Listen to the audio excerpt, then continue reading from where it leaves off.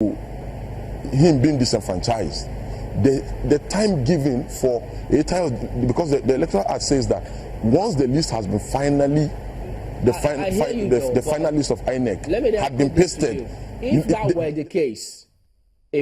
the case, you simply had grounds. So why didn't you just go to court to ask for enforcement of those grounds? We had 48 hours. We had 48 hours. We are not like the APC that have Justice Abang on standby, that we issue them a judgment, an order of court restraining INEC. We had just 48 hours. We do not. The PDP does not have a Justice Abang who is always willing. Yes. Mr. Adeyanju, I think you've just gone beyond the boundaries. Chamberlain had asked that we stay on the issues, and we should be very careful of names that you drop on the program, except you have valid reasons to do all of that, and you can substantiate such when the need arises. Yes, so, in going forward... Yes, I'll stick to the issues.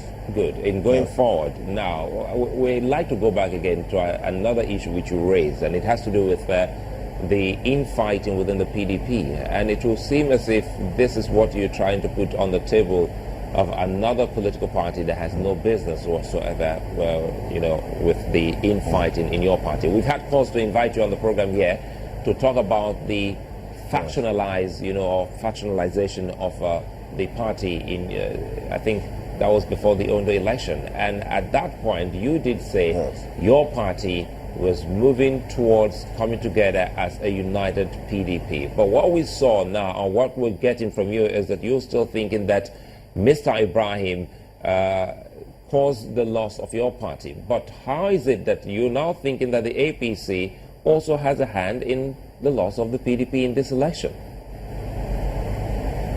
You see, this issue is very clear. There was infighting during Edo.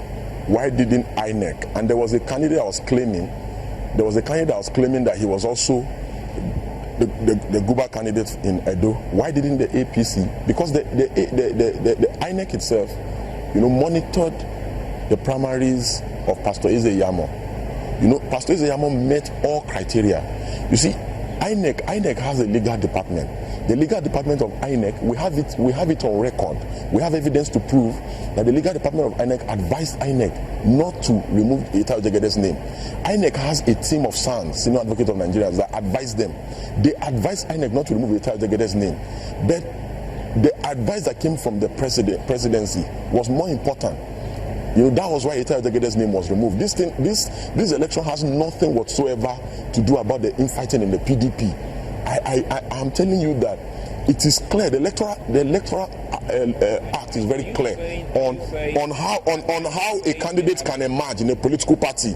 These issues. Let's not deviate from the core issues of this election. We're not deviating, but are you saying that you have it as a matter of fact that instruction came from the presidency to INEC to substitute Aitayo Jegede's name with that of Mr. Ibrahim?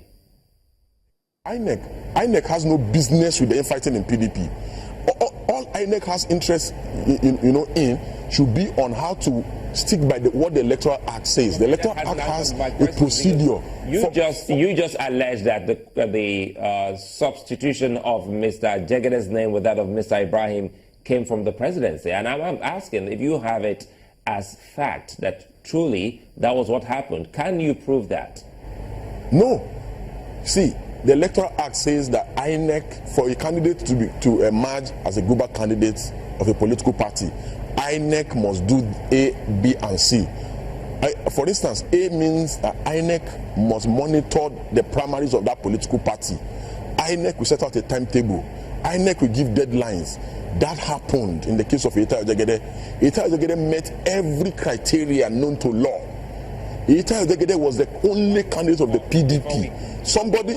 Because Malcolm has some questions for you, but before we do that, the members, I'm talking about the agents that were submitted to INEC, aren't those from the party as PDP, or were they from the person of Mr. Jimo Ibrahim?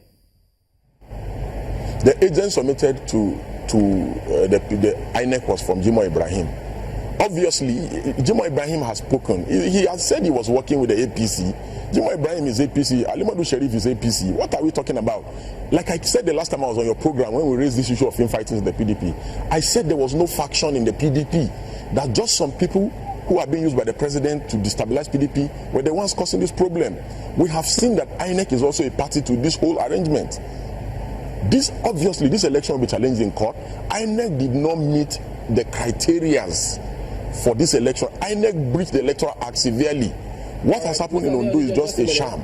If you go, hang on, because I mean, it wasn't just the PDP that had infights, in the APC also, but many say they had their eye on the ball. But that's politics. Let's get Mark Boy, and she's got a question for you. Mark Boy.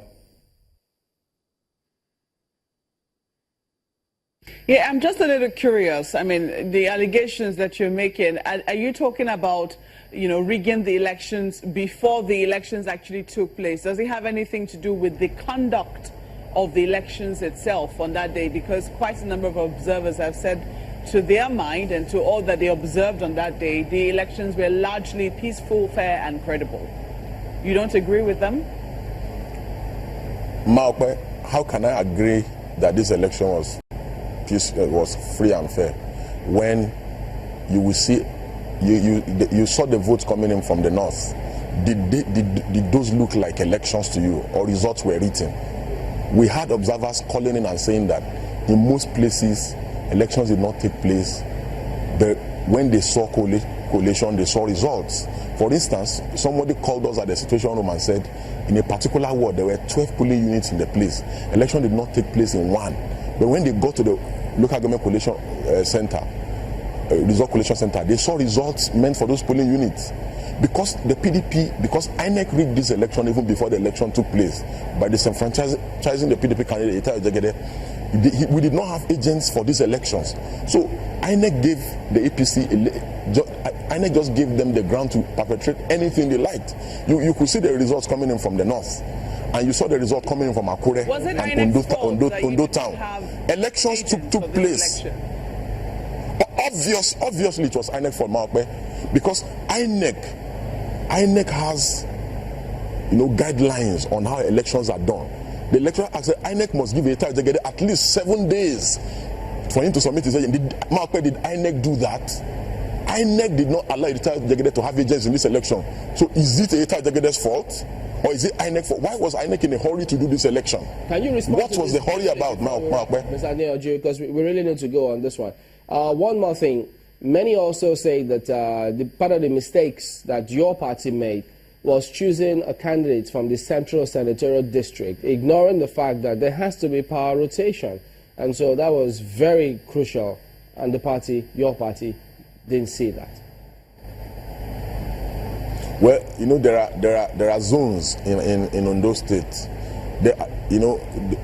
Several zones have produced governors in the state. The zone where Akeredolu comes from, the zone where Rotimi Akeredolu comes from has produced a governor before. You understand? The Akure has never produced. Akure has never produced a governor. Well, I think it was about or more. They have produced a governor before. So the calculation was that there are 3 zones that have not produced a governor before, and that they should be given that opportunity, since we are talking about rotation, fairness and all that. So those were some of the considerations, that this zone, Akure, where Ita Ejegede comes from, has never produced a governor before. Therefore, they should be given that opportunity for them to actually do so. We need to wrap it up there then, Mr. Deji Adeoju, a member of the PDP. We appreciate your talking to us this morning. We'll be back in a moment. Do join us again.